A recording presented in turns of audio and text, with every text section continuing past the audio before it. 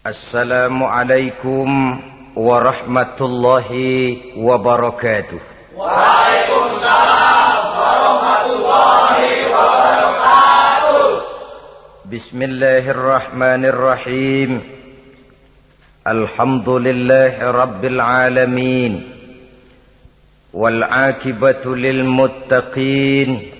Wala udwana illa 'alal zalimin. والصلاة والسلام على أشرف الأنبياء والمرسلين إمام المتقين سيد الغر المحجلين وعلى آله وأصحابه المجاهدين الطاهرين أما بعد. Saudara-saudara kaum muslimin rahimakumullah.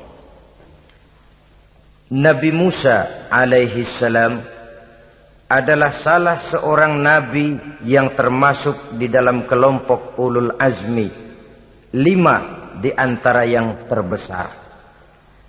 Beliau mendapat gelar kalimullah, artinya rasul yang pernah diajak dialog langsung oleh Allah subhanahu wa ta'ala. Seperti yang kita maklum bahwa di zaman Nabi Yusuf alaihi salam beliau membawa serta seluruh keluarganya untuk tinggal di Mesir. Maka berkembang biaklah keturunan Bani Israel di tanah Mesir. Sampai di zaman pemerintahan Ramses II yang merasa khawatir dengan semakin banyaknya keturunan Bani Israel di Mesir akan menghancurkan kekuasaan daripada kerajaannya. Ramses II inilah yang kita kenal sebagai Fir'aun di zaman Nabi Musa alaihi salam. Maka terjadilah kemudian kebijaksanaan yang tidak bijaksana. Orang-orang tua dari Bani Israel dikerjakan secara paksa, membangun bangunan-bangunan mercusuar. Kemudian bayi-bayi dari Bani Israel dibunuh. Orang tuanya disuruh kerja paksa, bayi laki-lakinya dibunuh. Dengan target agar Bani Israel hapus dari permukaan bumi ini. Tetapi kehendak Allah pasti juga akan terjadi. Maka lahirlah Nabi Musa alaihi salam, yang kelahirannya disembunyikan oleh orang tuanya dari pengetahuan umum. Namun bagaimanapun disembunyikan, kekhawatiran itu datang juga di hati ibu Nabi Musa alaihi salam. Allah kemudian memberikan ilham kepada ibu daripada Nabi Musa. Masukkan anakmu ke dalam satu peti, hanyutkan di sungai Nil. Itu dilakukan oleh ibu Nabi Musa alaihi salam. Dimasukkannya bayi Musa ini ke dalam peti, ditutup rapat, dihanyutkan di sungai Nil. Kemudian ibu tadi memerintahkan saudara perempuannya untuk mengikuti kemana peti ini hanyut di bawah arus sungai Nil. Adapun peti ini kemudian hanyut dibawa oleh arus sungai Nil memasuki istana Fir'aun. Maka permaisuri atau istri daripada Fir'aun melihat peti hanyut itu, diperintahkan tentaranya untuk mengambil peti tadi. Manakala peti terbuka, berisi seorang bayi laki-laki yang sangat mungil, sangat gembiralah istri daripada Fir'aun. Diusulkannya kepada suaminya agar bayi laki-laki tadi diambil saja, dijadikan sebagai anak angkat, dipelihara dan dibesarkan dalam istana. Fir'aun menerima usul daripada istrinya. Maka sejak saat itu dijaga, dipelihara dan dibesarkanlah Nabi Musa alaihi salam di lingkungan istana Fir'aun laknatullah alaihi. Begitulah ia memasuki masa remajanya, tumbuh sebagai anak angkat daripada Fir'aun dengan segala fasilitas yang serba cukup di dalam istana Fir'aun.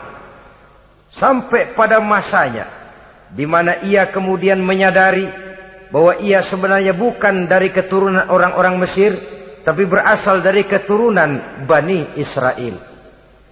Sehingga satu hari ketika ia keluar dari istana, ia bertemu dengan orang yang sedang bertengkar Satu dari keturunan Bani Israel, satu lagi dari orang Mesir. Musa membantu orang Israel ini melerai perkelahian, tapi kemudian Nabi Musa memukul orang Mesir tadi, dan memang hebat, sekali pukul mati. Saudara-saudara, tidak sengaja Nabi Musa itu hanya memukul, memberikan peringatan, tapi mati. Ini disembunyikan oleh Nabi Musa, tapi bagaimanapun disembunyikannya, akhirnya toh tahu. Apalagi Fir'aun sejak awal memang sudah mendapat firasat. Jangan-jangan inilah yang banyak diramalkan oleh dukun-dukunku, ahli nujum di istanaku, bahwa akan lahir seorang anak laki-laki dari keturunan Bani Israel yang akan menghancurkan kekuasaanku, memusnahkan kerajaanku. Jangan-jangan ini orangnya. Sejak hari pertama menemukan bayi Musa, Fir'aun sudah punya firasat ke arah itu. Tapi karena kalah oleh desakan istrinya, maka diterimalah Musa untuk dibesarkan di dalam lingkungan istana. Sehingga akhirnya oleh karena perasaan bersalah ini, Nabi Musa melarikan diri. Melarikan diri dari istana Fir'aun. Setelah nyata-nyata bahwa dia memang keturunan Bani Israel. Melarikan dirilah Nabi Musa alaihi salam keluar dari Mesir menuju negeri Madian. Di dalam pengembaraannya, saudara-saudara, di satu lembah, Nabi Musa ketika itu belum menjadi nabi. Pemuda Musa ketika itu sedang beristirahat. Dari kejauhan dilihatnya orang sedang berdesak-desakan. Rupanya adalah pengembala-pengembala kambing yang akan mengambil air dari dalam sumur. Mereka berdesak-desakan, berebut karena sumur cuma satu, yang ngambil air kelewat banyak. Di antara desakan-desakan orang itu, Nabi Musa melihat dua orang wanita kakak beradik minggir saja, tidak ikut berdesak-desakan. Nabi Musa menghampiri dua wanita tadi. Kamu sedang apa di sini? Kami sebenarnya ingin mengambil air. Kenapa tidak ikut berdesak-desakan? Itulah soalnya. Mereka laki-laki semua, gagah perkasa pula. Kalau kami ikut berdesak-desakan, bagaimana jadinya kami? Biarlah kami mengalah menunggu sampai mereka selesai semuanya, baru kami akan mengambil air. Mengertilah Nabi Musa bahwa wanita kakak beradik ini demikian halus akhlaknya.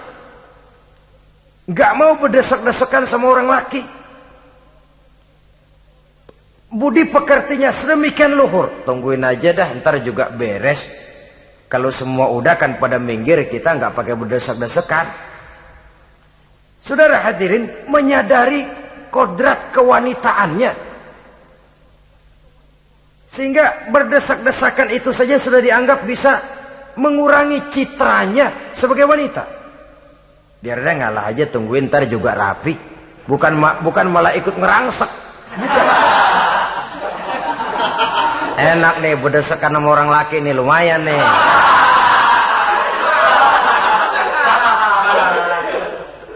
Sepintas itu saja sudah cukup bagi Nabi Musa, pemuda Musa, untuk menilai akhlak daripada wanita itu tadi.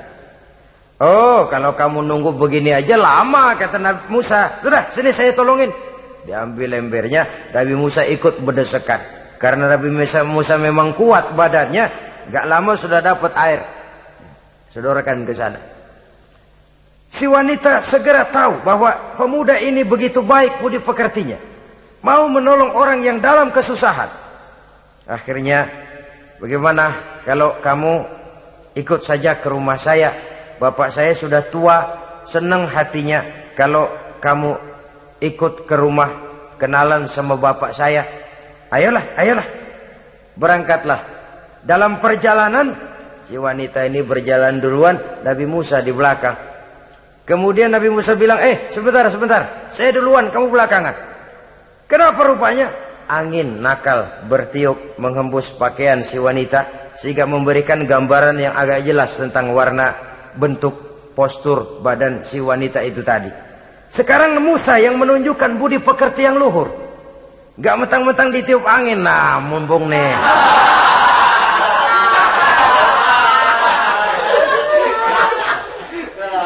rezeki nih kapan lagi nyari yang begini ya?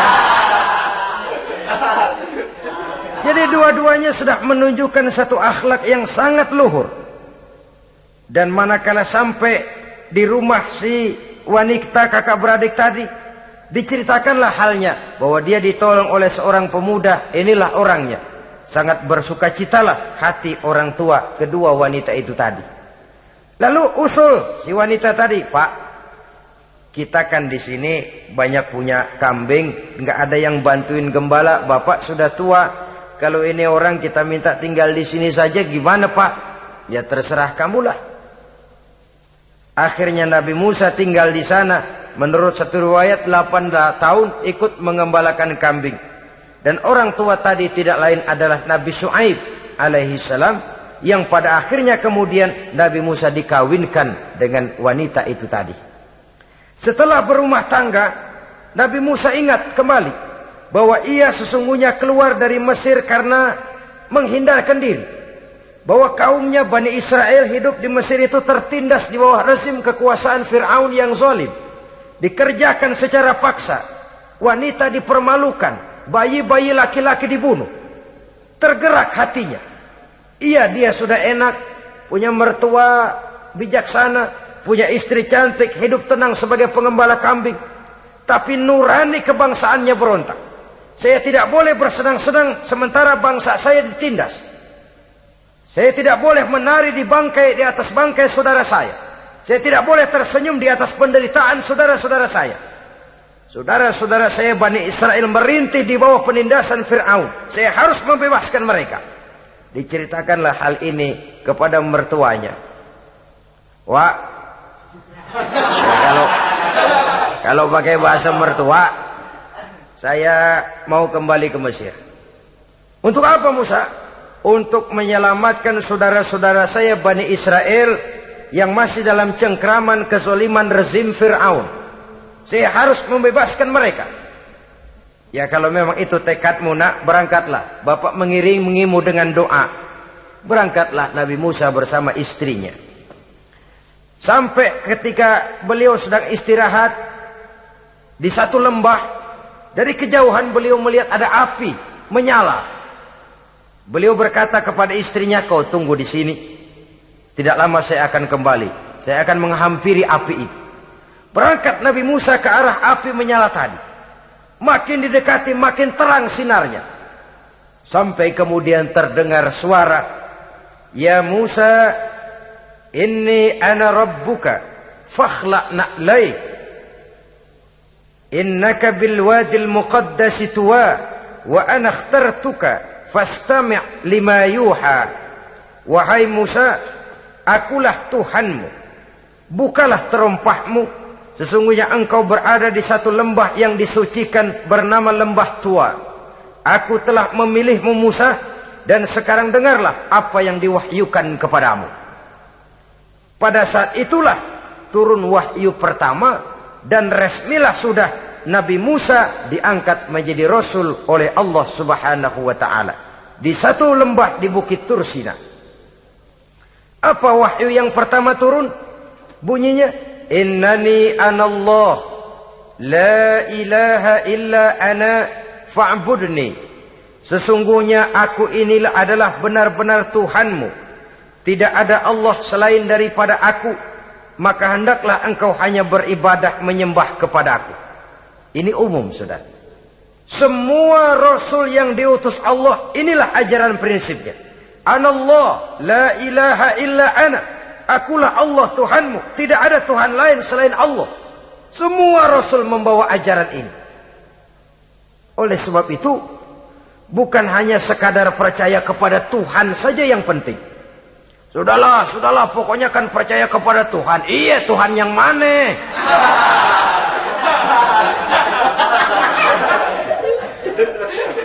Sebab kalau sekadar percaya kepada Tuhan, rasanya semua agama percaya kepada Tuhan. Begitulah orang Hindu percaya kepada Tuhan, tapi Tuhan menurut mereka Trimurti, Wisnu, Siwa, Brahma. Orang Buddha percaya kepada Tuhan, tapi Tuhan dalam pandangan mereka ada Tuhan kecil Hinayana, ada Tuhan besar Mahayana. Orang Majusi juga percaya kepada Tuhan. Tapi Tuhan dalam pandangan mereka, ada Tuhan kebaikan, namanya Ahriman. Ada Tuhan kejahatan, namanya Ahura Mazda. Orang Nasrani juga percaya kepada Tuhan. Tapi Tuhan kata mereka dalam bentuk Trinitas. Tuhan Anak, Tuhan Bapa, Ruhul Kudus. Ini semua Tuhan dalam pandangan mereka. Jadi kalau sekadar percaya kepada Tuhan, percaya kepada Tuhan, percaya kepada Tuhan. Tuhan yang mana? Itu yang prinsip. Itu yang prinsip.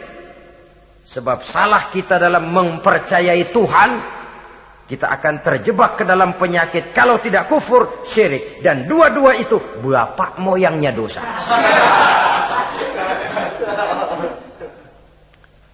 Begitu Islam menyelamatkan kita masyarakat manusia. Ya ayyuhan nasu ubudu rabbakumul ladzi khalaqakum. Hai manusia, Tuhanmu yang perlu kamu sembah itu hanyalah Tuhan yang telah menciptakan kamu. Dan itu tidak lain adalah Allah yang lam yalid wa lam yulad wa lam yakul lahu kufuwan ahad, yang laisa kamitslihi syai'un. Ia tidak beranak, ia tidak diperanakkan, dan ia tidak bisa diserupakan dengan apapun. Dialah Allah itu. Begitu wahyu yang diberikan kepada Adam, kepada Nuh, kepada Ibrahim, kepada Yusuf, bahkan kepada Musa alaihi salam. Innani anallah, la ilaha illa ana, fa'budni. Akulah Allah, Tuhanmu. Tidak ada Tuhan lain selain daripada aku Allah. Maka kepadakulah kamu hanya menyembah. Ini wahyu yang pertama turun, sudah berisi tauhid. Jadi hakikatnya agama Yahudi, saudara, adalah agama tauhid. Agama monoteis. Agama yang mengajarkan hanya ada satu Tuhan untuk seluruh alam. Dan Tuhan itu adalah Allah subhanahu wa ta'ala. Sebab itu syahadat orang Yahudi bunyinya begini. Shema Yisrael, Yahweh Elohenu, Yahweh Echad. Ini syahadatnya orang Yahudi. Itu perbedaan bahasa Suryani Ibrani dengan bahasa Arab. Kita Isma itu bahasa Arab, dia Shema. Isma, Shema. Shema Yisrael, Yahweh Elohenu, Yahweh Echad. Ahad Echad.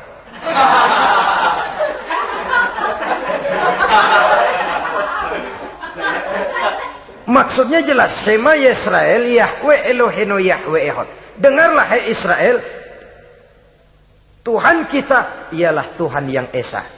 Yahweh kata mereka, Tuhan kita ialah Tuhan yang Esa. Esa tunggal, tidak beranak, tidak diperanakan. Kalau masih beranak, masih diperanakan, jangan Esa disebut, sebab dia masih berbilang. Dan maha suci Allah daripada sifat berbilang. Jadi asas dari seluruh misi yang dibawa oleh Rasul yang 25 itu sama. Tauhid inti ajarannya. Setelah tauhid, wa aqimis sholata li zikri, dan dirikanlah solat untuk mengingat aku. Jadi solat pun diwajibkan kepada Nabi Musa.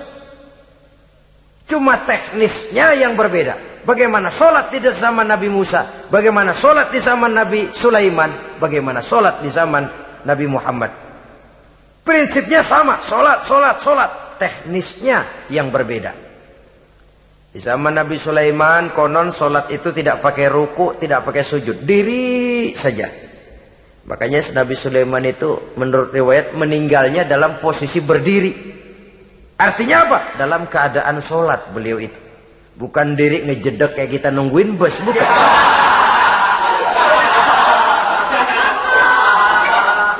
Berdiri dalam kondisi solat. Tapi yang jelas solat itu setiap Nabi. Hanya teknisnya saja yang berbeda. Jadi ini sudah akidah dan syariat. Akulah Allah Tuhanmu, tidak ada Tuhan lain selain aku. Ini kan akidah. Yang kedua, wa aqimis sholata li zikri, syariat. Dirikan solat untuk mengingat aku.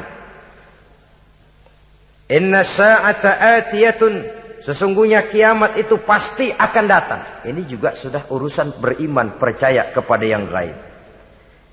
Saudara-saudara kaum muslimin rahimakumullah. Setelah mendapat wahyu ini, turunlah perintah Allah kepada Nabi Musa. Apa kata Allah? Izhab ila fir'auna innahu tagha. Sekarang Musa, berangkatlah kamu menuju Fir'aun. ia telah melampaui batas. Berangkatlah kamu ke sana Musa, hadapi Fir'aun, sampaikan dakwah ini. Ia telah melampaui batas.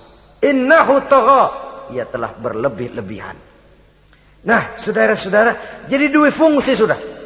Kalau pada mulanya Nabi Musa berniat kembali ke Mesir hanya untuk membebaskan kaumnya Bani Israel, sekarang malah bertambah. Tidak hanya sekedar itu, malah lebih utama adalah menyampaikan risalah, menyampaikan misi kerasulannya, menyadarkan Fir'aun, menegakkan tauhid, mengembangkan syariat. Bertambahlah tugas Nabi Musa sebagai pejuang bangsa, juga sebagai mujahid, pejuang agama. Pada mulanya sebagai pejuang bangsa tuh. Artinya Nabi Musa ini kembali kepada Fir'aun di Mesir, tujuannya tadi kan cuma untuk membebaskan Bani Israel kaumnya. Ini pejuang bangsa. Tapi di tengah jalan ia mendapat wahyu. Berangkat kau kepada Fir'aun, innahu tagha, ia telah melampaui batas. Sadarkan dirinya, canangkan tauhid, sampaikan syariat. Bertambahlah tugasnya. Lebih daripada sekedar pejuang bangsa, ia juga pejuang agama, pejuang tauhid. Dwi fungsi. Kadang-kadang ada pejuang agama tapi tidak pejuang bangsa. Kadang-kadang ada pejuang bangsa tapi tidak pejuang agama. Nah, saudara-saudara kaum muslimin rahimakumullah, idealnya ya kedua-duanya. Ya pejuang agama, ya pejuang bangsa juga. Mendapat tugas seperti ini, apa permohonan Nabi Musa alaihi salam? Beliau berkata, qala rabbi shrah li sadri wa yassir li amri wahlul 'uqdatam min lisani yafqahu qawli waj'al li waziran min ahli Haruna akhi usdud biha uzri. Ini permohonan Nabi Musa ketika dilantik menjadi rasul, diberikan tugas, berangkat kau ke Mesir, sampaikan risalah ini kepada Fir'aun karena ia telah melampaui batas. Apa permohonan Nabi Musa? Rabbi syrah li sadri, ya Allah, lapangkan hati saya. Wa yassir li amri, mudahkan urusan saya. Wahlul 'uqdatam min lisani, buka kebekuan lidah saya. Yafqahu qawli, sehingga mereka mengerti apa yang akan saya bicarakan. Ini kondisi dasar. Memulai satu perjuangan dengan persiapan dasar. Apa permohonan pertama? Isyrah li sadri, lapangkan jiwa saya. Menghadapi musuh dengan jiwa yang lapang itu penting. So, kalau kita menghadapi musuh dengan jiwa yang sempit, kita sudah kalah sebelum perang. Menghadapi musuh dengan jiwa yang lapang, artinya masih berharap kalau dia mau mengikuti ajaran ini. Jadi pada tahap pertama itu datang bukan sebagai orang yang mau membasmi, tapi sebagai orang yang mau menyelamatkan. Ini perlu jiwa yang lapang. Sebab dakwah Nabi Musa itu kan pertama menyadarkan Fir'aun dulu. Nanti akan kita lihat setelah disadarkan dengan kata-kata, tidak kena juga dengan bukti berupa mukjizat. Masih bandel juga. Musa mohon supaya dikirim bencana. Masih nggak mempan juga, habis dah urusan. Jadi ada tahapan sesuai dengan kemungkinan Fir'aun bisa menerima. Sama juga bayi itu kan kalau baru lahir ke dunia, brol, kasih susu emaknya dulu. Gedean dikit, bubur. Gedean lagi, nasi ulek dah. Udah gede betul, nasi. Udah gede banget, jengkol jijelin.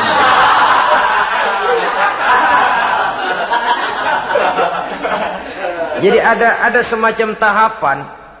Kalau begitu lahir dikasih jengkol kan habis. Peringatan dulu. Setelah peringatan, bukti berupa mukjizat. Dihadapkan dengan sihir, menang mukjizat. Masih tidak mempan juga, teguran, dikirimkan azab, dikirimkan bencana. Masih tidak mempan juga, sudah ditenggelamkan oleh Allah di Lautan Merah. Itu akan kita ceritakan kemudian nanti.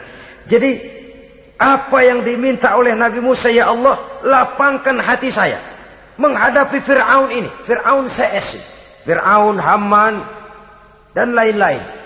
Dan jangan lupa Fir'aun itu cuma ya hakikat tapi juga simbol. Hakikatnya memang ada yang namanya Fir'aun itu. Simbol karena Fir'aun selalu berkembang. Di setiap zaman, di setiap tempat Fir'aun selalu ada. Cuma liciknya Fir'aun ini kemana dia pindah, ke situ dia ganti nama. Orang sering lupa padahal isinya Fir'aun. Namanya bisa Hitler, namanya bisa Mussolini, namanya bisa Stalin, tapi isinya Fir'aun. Kemana dia tinggal, di situ dia ganti nama. Simbol dari kekuasaan yang terlepas dari kontrol iman. Simbol dari kekuasaan yang menyebabkan orang lupa diri dan lupa daratan. Dan sebenarnya mah Fir'aun mulanya cuma raja tuh, raja doangan dia. Cuman kelamaan jadi raja, kagak mau turun-turun. Akhirnya dia menganggap tidak ada yang lebih tinggi daripadanya. Apalagi ketika Nabi Musa datang mengajarkan ada Tuhan lain, yaitu ada Tuhan yang sebenarnya yaitu Allah. Lah Fir'aun sampai kepada puncak kekurang ajarannya, memproklamirkan diri sebagai Tuhan. Ana rabbukumul a'la. Bukan karena kebodohannya sebenarnya, tapi karena gengsi kekuasaannya. Nah ini, gengsi kekuasaan ini sering menyebabkan orang overacting. Fir'aun bukan bodoh, bukan. Fir'aun bukan tidak tahu kalau Musa itu benar, tahu. Fir'aun bukan tidak ngerti kalau itu mukjizat, sihir kalah, tahu. Tapi gengsi kekuasaan. Gua kan raja, masa di depan rakyat tunduk sama Musa, gengsi dong.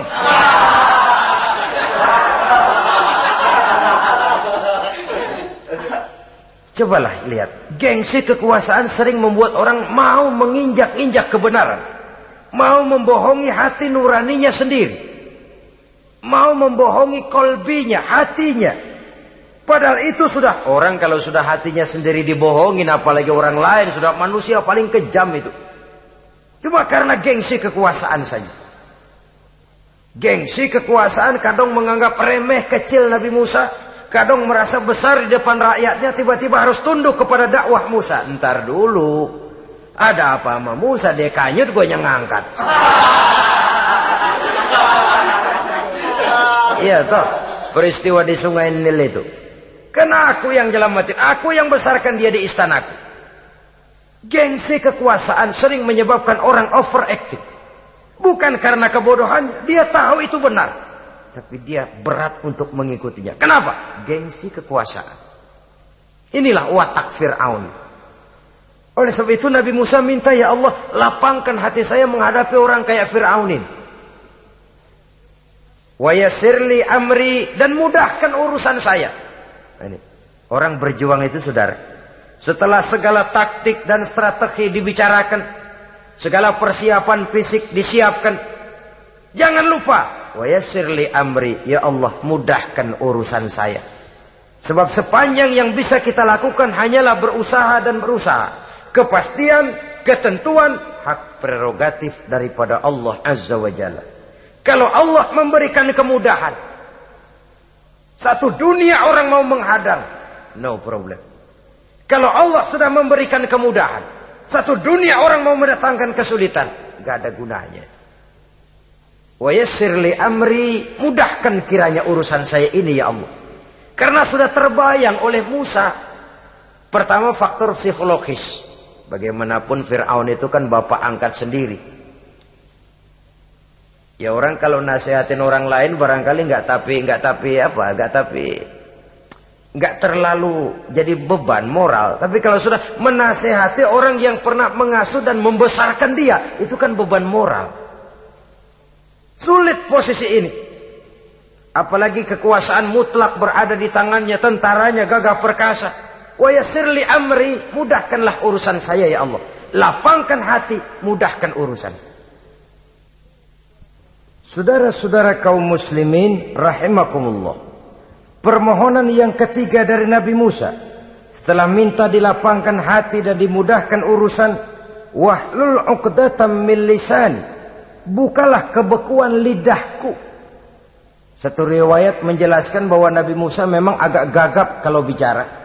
Riwayat lain menjelaskan bahwa beliau agak sedikit cadel. Tapi yang jelas, minta agar dibukakan kebekuan lidah. Ini mengandung Satu pelajaran bahwa cara menyampaikan sesuatu akan sangat menentukan sesuatu itu sendiri. Sesuatu yang baik, kalau salah cara kita mengucapkannya, salah cara kita menyampaikannya, jadi tidak baik kesan orang. Ini soal ucapan. Soal hati itu Allah saja yang tahu. Tapi kan orang sebelum tahu hati ini, omongan yang didengar, tingkah laku yang dilihat. Maka ini yang diminta oleh Nabi Musa alaihissalam. Misi risalah ini berat. Menyampaikan pesan ilahi ini tidak ringan. Kalau salah saja ngomong, akan timbul kesalah pengertian.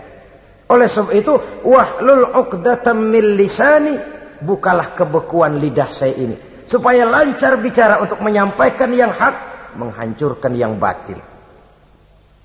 Cara kita menyuguhkan sesuatu sangat menentukan sesuatu itu sendiri. Saudara datang ke rumah saya, yang saya suguhkan cuma segelas teh pahit dan singkong goreng, tapi kalau dengan kata-kata yang menyentuh, enak didengar telinga, nggak berasa tuh singkong goreng. Sebaliknya yang disuguhkan makanan mahal, mewah, lezat, caranya kasar, omongannya nggak enak didengar. Makan dah sikat abisin deh, gue tau lu lapar, abisin deh.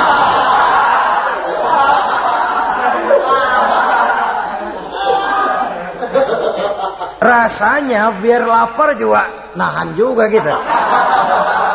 Apa itu? Bukan makanannya yang tidak enak, bukan kita nggak doyan, bukan caranya itu loh, caranya. Nah, Islam ini agama yang baik. Kalau disampaikan dengan kata yang tidak baik, akan timbul, oh Islam kok gitu ya. Nah ini yang tidak diinginkan oleh Nabi Musa. Wahlul 'uqdatam min lisani. Kita begitulah dalam kehidupan ini, kadang mendengar satu ceramah bisa berurai air mata, bisa histeris, bisa gembira. Kenapa? Kepandaian orang menyampaikannya. Bicara dia 2-3 jam, rasanya baru 5 menit. Baru sebentar kok, tahu-tahu sudah selesai. Ada yang udah setengah jam, baru seperempat jam ngomong, udah rasanya udah kayak 3 jam.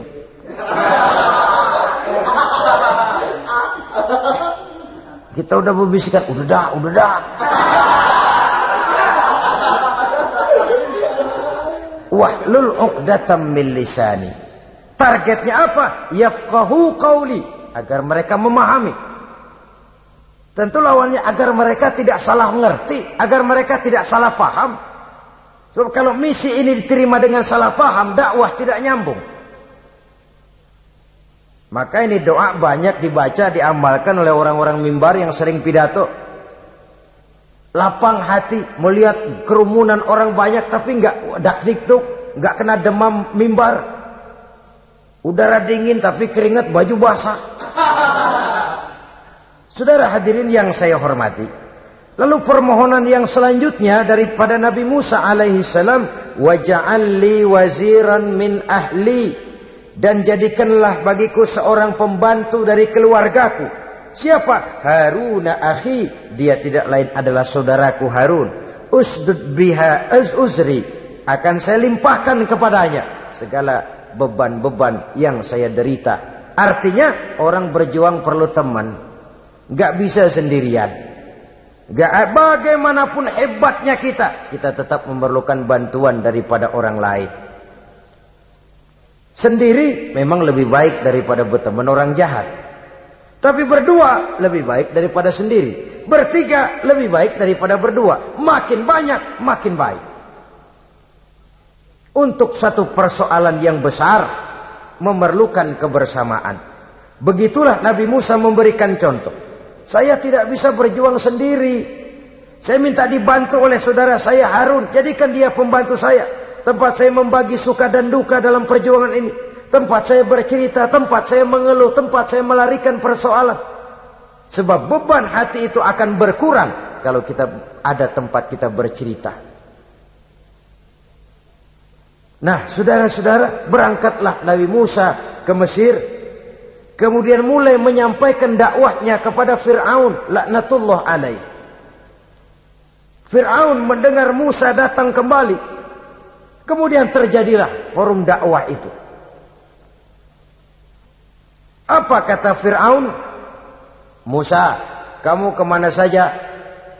saya pergi ke Madian. Apa yang kamu lakukan? Begini, begini, begitu. Kamu melarikan diri? Pada mulanya iya. Dan sekarang apa maksud kamu datang kembali ke Mesir? Semula saya ingin membebaskan kaum saya Bani Israel. Lalu saya kemudian menerima wahyu dari Allah. Ditugaskan, diperintahkan langsung oleh Allah, Sang Maha Komandan, untuk datang menemui Tuhan, menyadarkan Tuhan dari kesesatan selama ini. Siapa Allah itu Musa? Allah adalah Tuhan saya, dan Tuhan-Tuhan juga, dan Tuhan seluruh alam ini. Baru nih Musa. Saya baru dengar nih. Ada yang begini nih. Tuhanlah pakai nggak kelihatan. Tuhanlah cuma satu. Yang Tuhannya banyak aja masih kelaparan.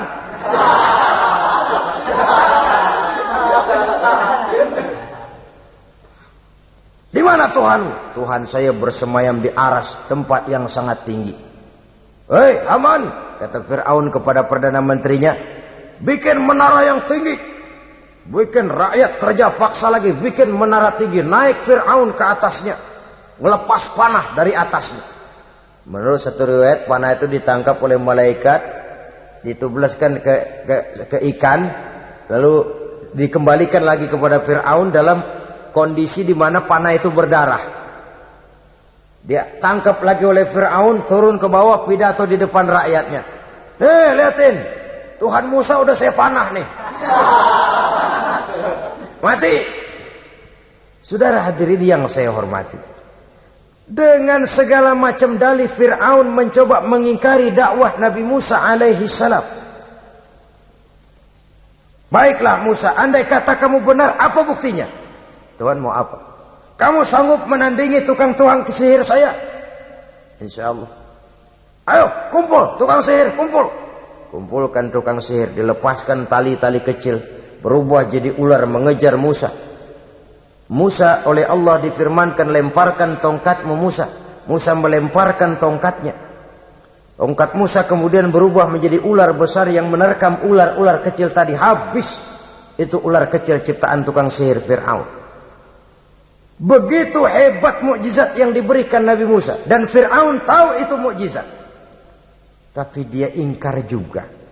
Tidak mau beriman. Sudah nyata bukti, sudah jelas saksi.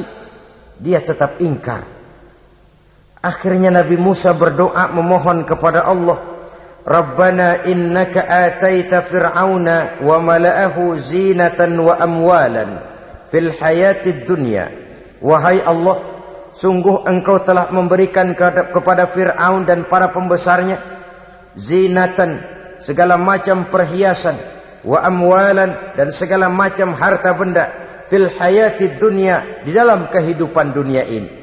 Rabbana liyudillu an sabilik, semuanya hanya menyebabkan mereka jadi sesat dari jalanmu. Rabbana tmis ala amwalihim, ya Allah binasakanlah mereka di dalam hartanya. Wasdud ala qulubihim, tutuplah pintu hatinya. Fala yu'minu hatta yarawul azabal alim, mereka tidak akan beriman sampai mereka melihat azab yang sangat pedih. Sudah dibuktikan dakwah baik-baik tidak mempan. Bukti berupa mukjizat tidak kena. Sampai dikirimkan teguran berupa berbagai macam bencana, masih tidak juga beriman. Akhirnya Nabi Musa memutuskan, kalau begitu menyelamatkan kaum dululah. Kaumnya Bani Israel dibebaskan dari perbudakan. Dibawa oleh Musa keluar dari Fir'aun, dari Mesir. Dikejar oleh Fir'aun. Dalam pengejaran ini sampailah Nabi Musa di tepian Laut Merah. Buntu, depan laut, belakang tentara Fir'aun. Maju kecebur, mundur kepergok musuh. Enggak ada pilihan lain. Dalam kondisi seperti ini, Allah Subhanahu wa ta'ala berfirman kepada Musa, lemparkan tongkatmu ke laut, hai Musa. Musa melemparkan tongkatnya ke laut. Terjadilah mukjizat. Laut terbelah, jalan muncul ke permukaan laut. Lewat Musa di jalan itu, Fir'aun terus mengejar. Ketika Musa sampai di tepian sebelah sana, Fir'aun masih di tengah jalan. Laut menutup kembali, hilang itu jalanan. Fir'aun dan seluruh tentaranya tenggelam di Lautan Merah. mati. Pada saat kondisi seperti itulah Fir'aun dalam keadaan menghadapi sakaratul maut, napas cengap-cengap, hampir putus di leher, berkata dia, amantu bi Rabbi Musa wa Harun. Kalau begini mah saya juga percaya dah sama Tuhan. Percaya dah sama Tuhannya Musa dan Tuhannya Harun. Kata malaikat maut, kemarin kemana mas?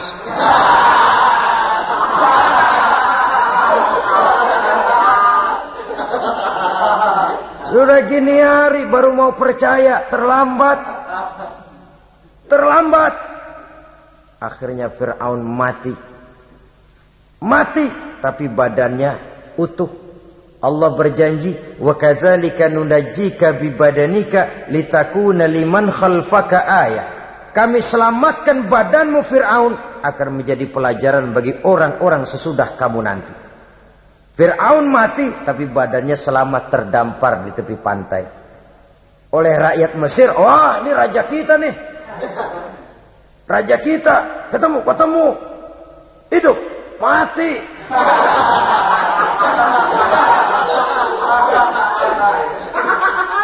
Kemudian sesuai dengan tradisi raja waktu itu, dimumilah badannya, diawetkan. Sehingga sampai sekarang, jenazah atau jasad daripada Fir'aun ini masih tersimpan dengan baik di museum negara di Mesir itu. Saudara-saudara kaum muslimin rahimakumullah. Jadi satu hal yang bisa kita ambil pelajaran daripada riwayat perjalanan dakwah Nabi Musa ini, bahwa dakwah menyampaikan risalah memang bukan jalan lurus dan licin bertabur bunga di kanan kirinya. Dakwah menyampaikan pesan agama, jalannya berliku, berbelok, menanjak, menurun, banyak onak dan duri di sekelilingnya. Yang paling makan hati adalah apabila sudah berdakwah kepada penguasa yang zalim, seperti halnya Fir'aun ini. Bagaimanapun ia punya kekuasaan, ia punya tentara, ia bisa menghitamkan yang putih, ia bisa memutihkan yang hitam. Kalau bukan iman yang jadi landasan moral dalam perjuangan, orang mudah frustasi. Kalau berdakwah kepada rakyat kecil, resiko kurang. Kalau berdakwah kepada para pengusaha, resiko kurang. Kalau berdakwah kepada kelompok-kelompok yang tidak memegang kekuasaan, resiko kurang. Tapi kalau sudah kelompok memegang kekuasaan, yang tersinggung gengsi kekuasaannya, disitulah resikonya sedemikian besar. Ini yang dihadapi oleh Nabi Musa alaihi salam. Tapi yang dijalaninya dengan tabah, dengan tekun. Karena kebenaran memang bisa ditekan, tapi satu hal yang jelas, kebenaran sama sekali tidak akan bisa dikalahkan. Buat sementara dia bisa ditekan, tapi lambat atau cepat dia pasti akan muncul ke permukaan, dan kebenaran jugalah yang akan tampil sebagai pemenang. Sebenarnya kurang apa Fir'aun? Kekuasaan mutlak berada di tangannya. Seluruh menteri-menterinya adalah pendukungnya belaka. Rakyat dipaksa untuk takut dan taat kepadanya. Dia adalah kekuasaan tunggal di Mesir. Sementara kaum Bani Israel berada di bawah penjajahannya, penindasannya, kesewenang-wenangannya. Dan bahkan ketika Nabi Musa sudah menyampaikan dakwahnya, Fir'aun malah sempat mengungkap jasa. Musa, kamu kok sekarang bisa begitu? Enggak ingat ya dulu kamu hanyut di sungai Nil, istri saya kan yang angkat, saya yang besarkan di istana saya. Kok sekarang kamu bisa ngelawan saya sih? Ini biasa. Apa jawab Nabi Musa? Kenikmatan yang kau berikan kepada saya belum seberapa ketimbang penghinaanmu kepada kaum saya Bani Israel. Jangan kau menyangka Fir'aun, kalau saya kau bikin senang, saya lalu akan mau mengkhianati bangsa saya sendiri. Tidak. Sama sekali kesenangan yang kau berikan kepada saya tidak akan menutup mata saya dari kondisi yang dihadapi oleh kaum saya, oleh umat saya. Mereka tersiksa, mereka menderita, mereka merana. Haruskah saya lupakan mereka cuma karena saya sudah tinggal di istanamu, engkau yang membesarkan? Padahal kau pun membesarkan saya bukan karena kemauanmu. Desakan daripada istrimu. Jangan ngitung-ngitung jasa Fir'aun. Andai kata pun jasamu ada kepada saya, belum seberapa ketimbang penghinaanmu kepada bangsa saya Bani Israel. Di situ Nabi Musa menunjukkan sifat nasionalisme yang sangat tinggi, rasa nasionalisme yang sangat mendalam. Kadang-kadang kan orang ya seperti di zaman penjajahan Belanda, karena diangkat jadi tuan tanah, bangsanya sendiri diinjak-injak. Karena diangkat jadi centeng dikit, dah kumis mbaplang, dah bukan main. Bangsanya sendiri diinjak-injak. Fir'aun mengingatkan ini. Kalau cara kita, lo gede di sini, makan di sini, segala macam di sini dah. Masa lupa kacang sama kulitnya? Kasarnya mah lu bisa begini ini, Musa nih gue yang ngerawatin lu. Saya yang menjagamu, mengangkatmu dari sungai Nil. Masa sekarang sudah gede begini kamu mau berhadapan dengan saya? Punya pikiran dong dikit kalau cara kita. Mikir dong, mikir. Dulu lagi kanyu di Nil, siapa yang angkat? Musa tidak membantah. Betul itu Fir'aun, betul. Tapi apalah artinya semua itu ketimbang penghinaan yang engkau berikan kepada bangsa saya. Saya tidak mungkin menari-nari di atas bangkai umat saya. Saya tidak mungkin bersenang-senang di atas penderitaan kaum saya.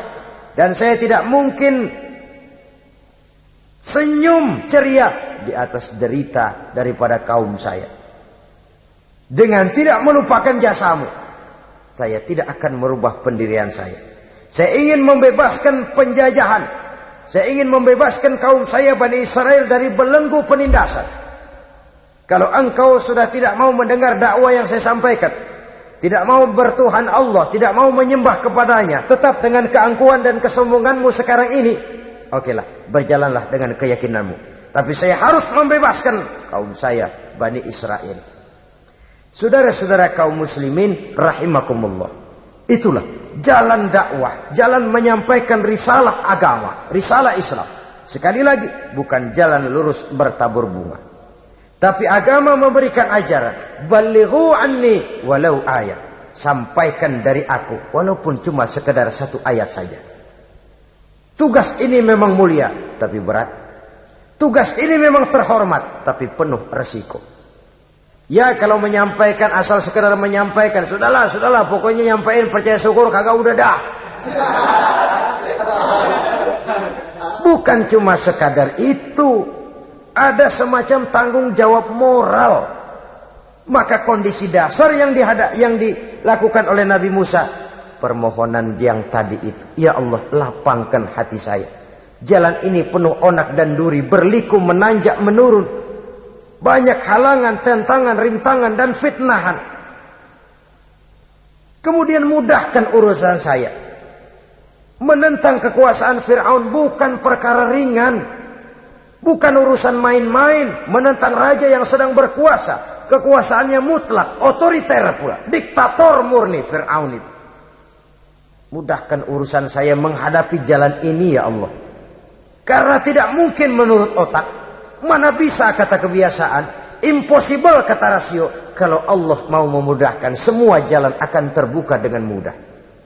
Tapi kalau Allah yang mempersulit, bagaimanapun matangnya perhitungan strategi, taktik, rencana, program, planning, kalau Allah mempersulit, jalan itu akan jadi buntu jadinya.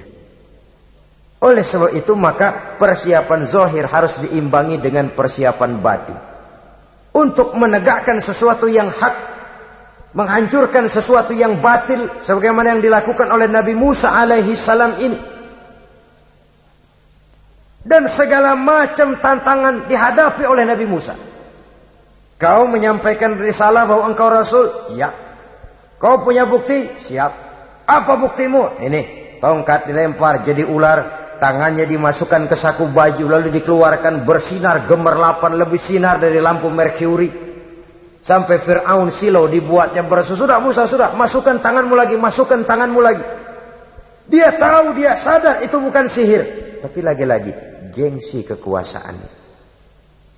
Sehingga pantas kalau Nabi pernah bersabda, afdalul jihad kalimatu haqqin inda imamin jair. Jihad yang paling besar adalah mengucapkan kebenaran di depan penguasa yang zalim. menyampaikan kebenaran di hadapan penguasa yang zalim. Tapi kan berat, saudara. Sulit. Apalagi kalau belum apa-apa udah ngeri. Udah jangan dah.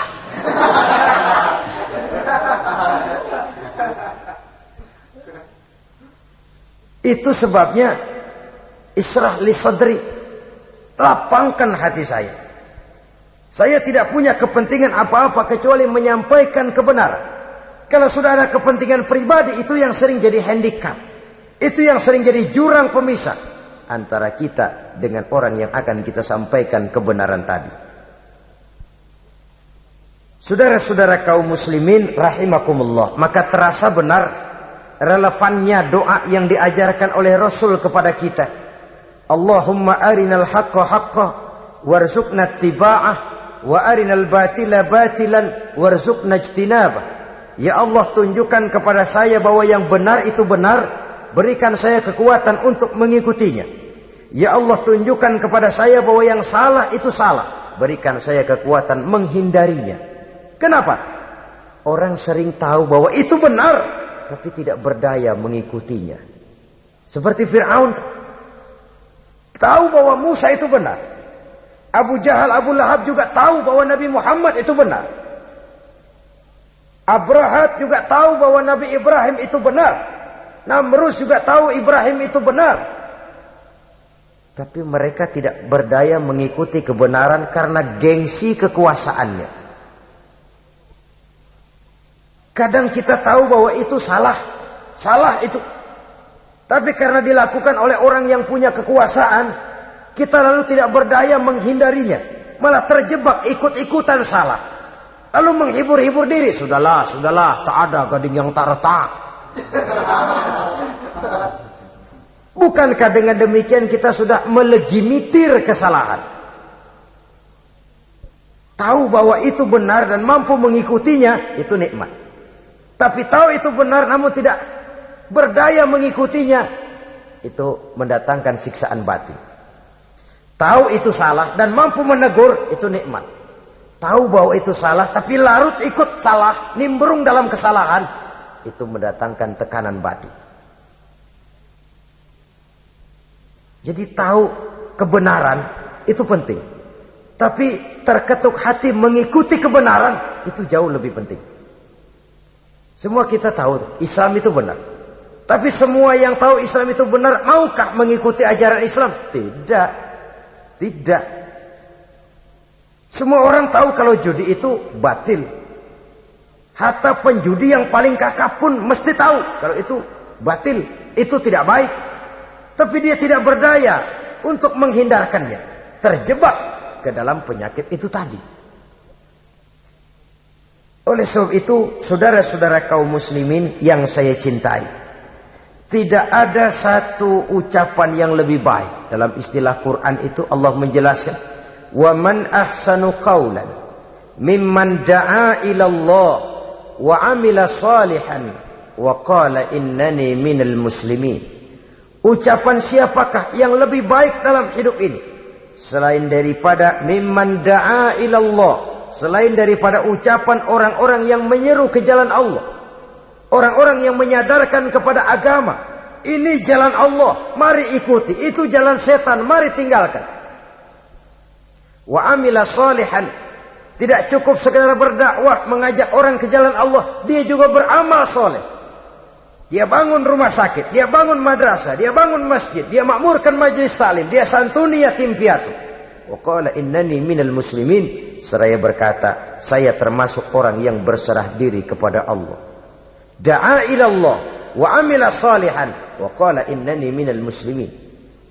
Menyerukan manusia ke jalan Allah, beramal soleh, dakwah bil hal kata orang sekarang.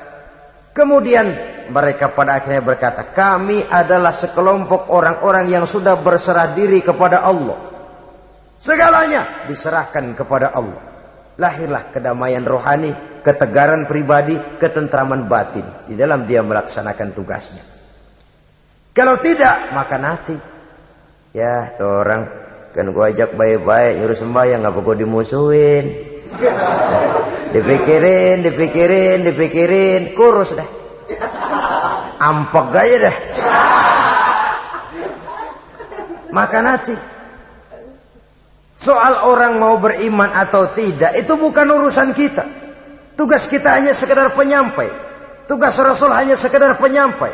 Kalau dakwah sudah disampaikan, metode sudah disusun, pendekatan sudah baik, tapi orang tidak mau beriman, Allahumma inni qad ballaghtu, ya Allah sudah saya sampaikan, ya Allah sudah saya peringatkan, ya Allah sudah saya sampaikan, ya Allah sudah saya tegur. Kalau toh tetap begitu juga, sudah saya sampaikan ya Allah. Di sana kelapangan lalu tumbuh. Jadi dengan kata lain, kita hanya berusaha, hidayah adalah di tangan Allah. Oleh sebab itu, kita ini termasuk yang bersyukur telah mendapat limpahan hidayah ini. Kalau kita lihat Fir'aun CS termasuk Haman, Perdana Menterinya, dan seluruh bala tentaranya, kurang apa? Mereka lihat mukjizat. Mereka saksikan kebesaran Allah. Di dunia juga mereka sudah dikirim bencana, teguran kepada mereka, entah tidak juga beriman. Dan strategi Nabi Musa mula-mula dialog, diajak ngomong, diajak bicara, diajak mikir, tukar pikiran. Allah itu begini-begini, oh tidak bisa, iya begini-begitu. Masih tidak percaya juga, dibuktikan mukjizat, tongkat jadi ular, tangan bisa mengeluarkan sinar. Masih ingkar juga, keluar doanya nih. Doa yang ada dalam surah Yunus ayat 88-89. Rabbana tmis ala amwalihim. Ya Allah cukup dah. Seruan sudah disampaikan, peringatan sudah diberikan, mukjizat sudah mereka lihat, tapi enggak juga mau beriman. Buresin aja harta bendanya dah. Habisin aja dah. Dikasih perhiasan kehidupan dunia. Innaka ataita fir'auna wa mala'ahu zinatan wa amwalan. Dikasih harta, kesenangan dunia, bikin sesat. Habisin aja dah. Wastud ala qulubihim, hatinya empat dah. Udah dipatri, udah enggak mempan apa-apa. Sudahlah ya Allah. Wala yu'minu hatta yaraul azabal alim. Rasanya mereka memang enggak bakalan mau beriman kalau belum melihat azab yang sangat pedih. Dan memang setelah timbul tenggelam, napas mau sekarat, baru beriman. Terlambatlah sudah. Nah, saudara-saudara kaum muslimin rahimakumullah, bagaimana akhir daripada perjalanan Nabi Musa ini, insya Allah akan kita bicarakan pada pertemuan berikutnya. Terima kasih atas perhatian saudara. Mohon maaf atas segala kekurangan. Wassalamualaikum warahmatullahi wabarakatuh.